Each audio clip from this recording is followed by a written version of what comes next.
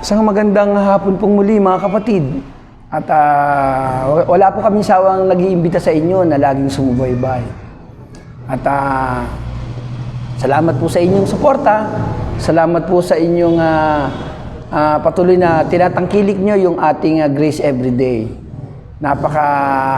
Kami po ay ginaganahan, no? Yung salitang ginaganahan. Kapag po merong nanonood sa amin at nakikinig, siyempre unang-una po yung hindi po yung taong nagsasalita, yung unang-una yung mensahe ng Panginoon. Siguro pangalawa na lang po yung mga nagsasalita. So yun lamang po. Patuloy po kayong sumubay. Tayo po yung manalangin. Panginoon, salamat po. Pagpalain mo po ang aming pag-uusapan, especially Lord, ang iyong mga salita sa aklat ng John. Pagpalain niyo po kami, Panginoon. At mangusap ka po sa amin sa araw na ito. Salamat po sa pangalan ni Jesus. Amen. Sa Book of John po, si Apostle John ang ating pag-uusapan.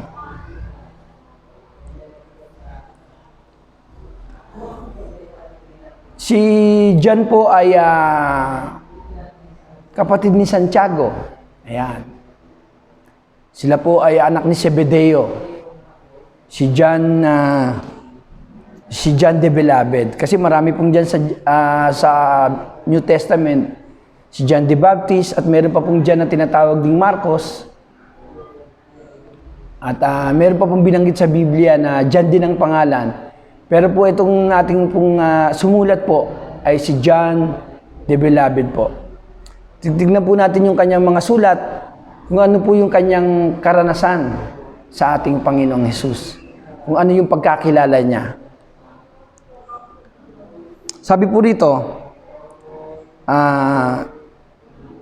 gumagamit si Apostol John ng pangkaraniwang bagay sa pang-araw-araw na buhay. Karaniwang bagay sa pang-araw-araw na buhay para sumagisag at magturo ng mga katotohanan espiritual. Katotohanan espiritual tulad ng tubig. Sa Book of John po, nakalagay po yan. John 7:37.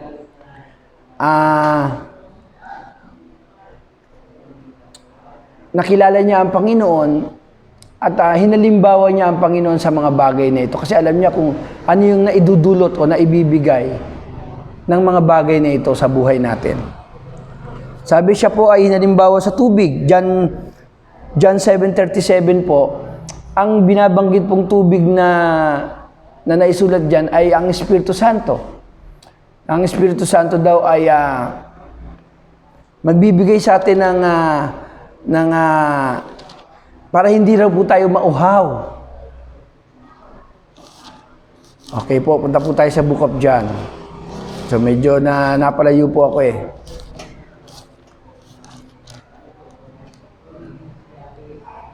John 7:37 po.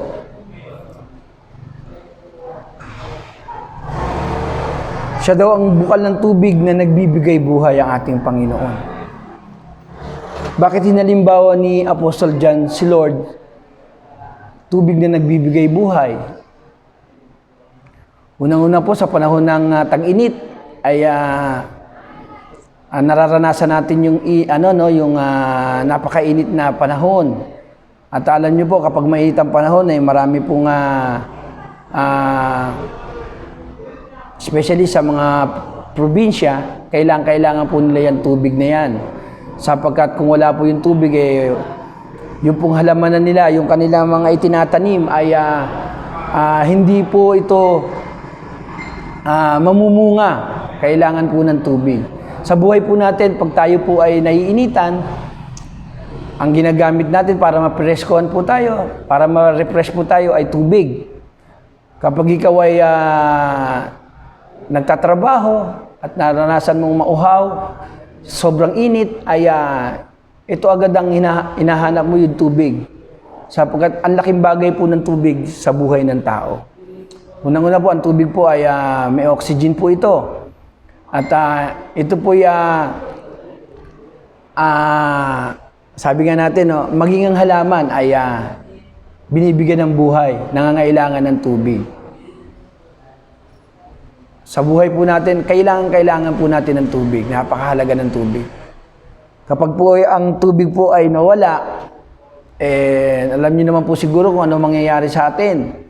Maaari po tayo ay ma-dehydrate, no? Dahil nga po sa kawalan ng tubig sa katawan.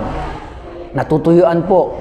At yung init po, nakagbibigay din po ng ano yan. Meron pong na-stroke dyan sa init. At isa na po ako dyan na-stroke dahil po sa init. So, yan po yung bagay na naibibigay ng tubig kaya hinalimbawa ni John ang ating Panginoon. Sapagkat alam niya na kung wala yung tubig, pwedeng mamatay yung mga halaman. Pwedeng mamatay yung tao sapagkat walang tubig. Napakahalaga ng tubig. So, yung tubig na hinalimbawa dyan, yung Espiritu Santo. Meron pa pong hinalimbawa sa Book of John. Tinapay, sa John 6:35. Si Jesus daw po ang tinapay ng buhay. So alam niyo naman po, nung panahon ng lumang tipan ay sikat na po yung tinapay. At sa panahon natin ngayon ay yan po yung mga produkto na mabili sa panahon ng maging sa tag-ulan, sa tag-init. Yan po yung mga pagkain kailangan, tinapay. Sa atin po kasi hindi tayo masyado sa tinapay sa bigas. Pero sa kanila sa ibang bansa po, nung panahon ng ating Panginoon, madalas po makikita natin na kinakain nila o yung binabaon nila sa kanilang paglalakbay, tinapay. Sapagkat ito po yung nakakapagpapawi ng gutom, tinapay. Sabi ng Panginoon, ako ang tinapay ng buhay. Bread of life, kung tawagin po. Bakit po? Yun nga po, kapag ikaw ay nagugutom, sa sobrang paglalakbay, nung panahon nila, lalakad lang, wala naman po sasakyan. Kapag sila ay naglalakbay at nagpunta sa isang lugar, sa sobrang pagod po, hindi lang uhaw, pati gutom ang nararanasan nila. Especially naalala niyo yung 5,000 at 4,000 pinakain ng ating Panginoon. Naawa ang Panginoon, sabi doon, nakita niya na kung pauwi niya yung mga tao, ay magugutom at mahihilo. Alam ng Panginoon yung nararanasan ng mga tao. Kaya nga po dito sa Book of John, ipinakita ng Panginoon kung sino siya. Ipinakilala ni John kung sino ang ating Panginoon. So ginamit niya yung tubig, tinapay, at meron pa pong ginamit.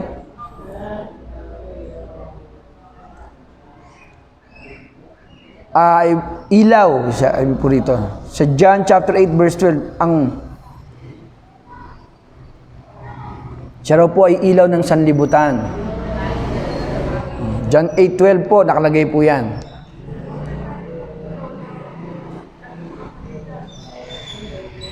Siya raw po ang ilaw ng sanlibutan. Alam naman po natin na nabibigay ng ilaw, yan katulad po sa isang bahay, kapag po wala pong ilaw, hindi po magandang tumira. Siguro po napakadilim po, no, pagka po walang ilaw. At alam nyo rin po yan sa araw po, sa gabi po. Sa gabi po kasi kinagamit kadalasan yung ilaw. Kapag po wala po mga ilaw sa mga dinara, sa mga kalsada, ay napakahirap pong dumaan kasi medyo may ilang ka dahil napakadilim at hindi mo alam kung sino yung masasalubong mo. Kaya po nilalagyan po yan ng mga street light, no? Nilalagyan po nila yung bawat kanto. Ito po yung napakahalaga. Ano pa, ang ilaw po kasi nagsisilbing parang kung sa katotohanan po, yan po yung ilaw po ay katotohanan. Kapag ikaw ay nasa kadiliman, nasa kasalanan ka, yung katotohanan, yung ilaw, ang magbibigay sa iyo ng kaliwanagan sa kadiliman. Kapag ikaw ay nasa masama, hindi mo alam yung ginagawa mo at hindi mo na alam kung ano yung tama, yung katotohanan na nagbibigay sa iyo ng liwanag. Yung katotohanan. Pero nga po, ito pa nga po yung ilaw na literal po na nagbibigay liwanag para daw matanglawan yung sa loob ng sambahayan. Makita po natin yung mga bagay na yan. Mahirap po kumilos kapag po wala pong ilaw, madilim. Yan po yung naibibigay ng Panginoon at pinapakilala ni John. At ito pa po, sa John po ay siya raw po ang mabuting pastol at ang mga tupa. Sa John chapter 10 verse 7. So, Dahil nga po ang kabuhayan ng panahon ng mga Hudyo, karamihan po ay pag-aalaga ng mga tupa, mga baka. Yan po yung kanilang, nandiyan po yung kanilang yaman. Kapag marami kang kawan, ikaw po yung pinakamayaman kasi alam niyo po yung iyong alaga ay dumarami yan. At napakahalaga nung meron kang kawan nung panahon na yon.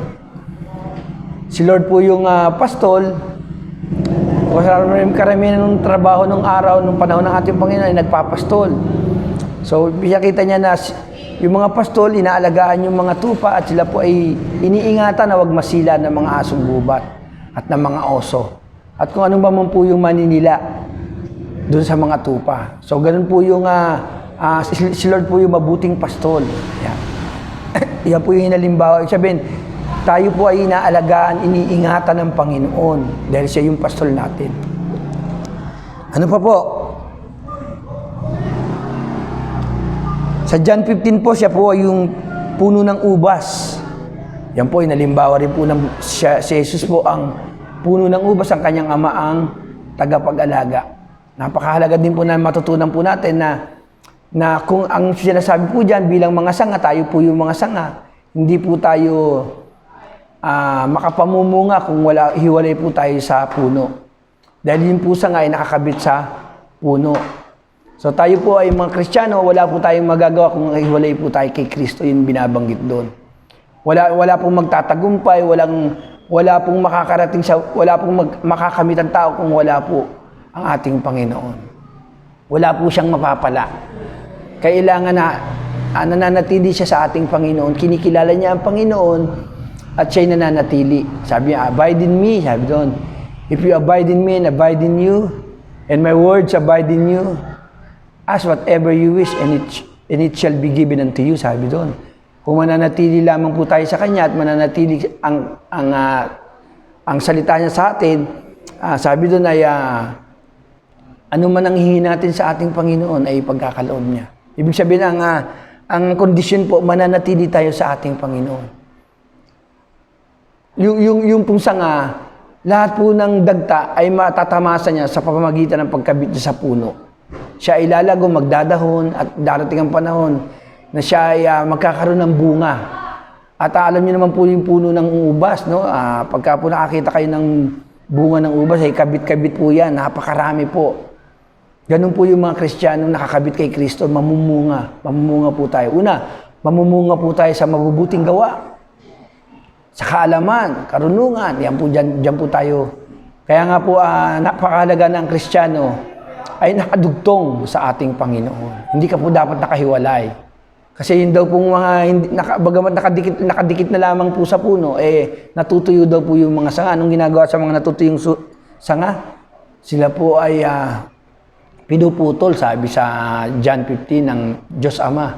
Nililinisan. Yung mga iba naman po ay nililinisan para lalo daw lumago.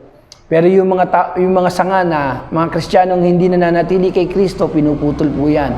At ano po ang nangyayari? Sila po ay natutuyo.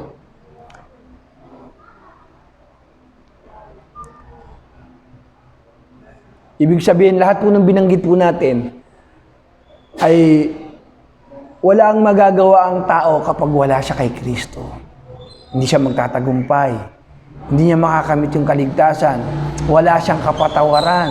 Kay Kristo lang po ang kapatawaran. Ano pa po? Yung mga pagpapala na tatamasahin ng mga Kristiyano ay na kay Kristo. Sabi nga po, siya na po yung binigay na pinakamahalaga sa langit, ang ating Panginoon. Kaya nga po, wag naman po sanang mangyari na baliwalain ang ating Panginoong Hesus. Pagkus ito po ay ating bigyan ng pansin. Siya daw po ay tubig. Inalimbawa, siya po ay tubig na nagbibigay buhay. Tinapay, siya raw pong ilaw na nagbibigay ng liwanag sa atin kapag po tayo nasa kadiliman, nasa kasalanan, nililiwanagan tayo ng Panginoon. At siya raw yung mabuting pastol na laging kumakalinga sa atin. Pinapahalagahan ang bawat tupa, hindi hinahayaan ng Diyos na masila. At tayo daw yung mga sanga na katulad ng ubas, sanga ng ubas na kung saan po nakakabit tayo sa ating Panginoon at patuloy na mamumunga. Yun lamang po mga kapatid. Sana po ay bigyan niyong pansin yung aklat ng John at marami pong itinuturo si Apostol John patungkol sa ating Panginoon. Tayo po'y manalangin. Panginoon, salamat po. Minsan pa kami po ay nagpapasalamat. Patuloy mo po kaming kausapin ng iyong mga salita. At matutunan po namin kung ano po ang itinuturo ng iyong mga salita sa buhay po namin. At lagi po namin tatandaan na hindi po kami dapat humiwalay sa iyo, Panginoon. Bagkus manatili kami sa iyo upang ang mga pagpapalang tatamasahin namin sa pamamagitan ng iyong anak na si Jesus. Marami pong salamat, Panginoon, sa ngalan ni Jesus. God bless you, brother.